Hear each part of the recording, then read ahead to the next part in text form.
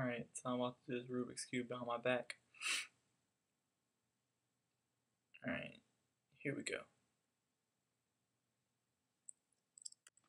Alright, this is going to take a few minutes. I guess I'll speed up some time because I don't want you guys to get bored with this video.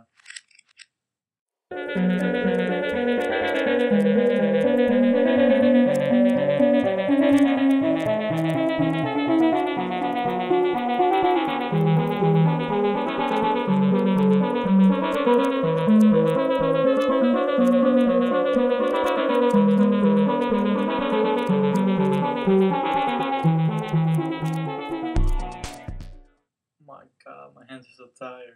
It only took like 10 minutes.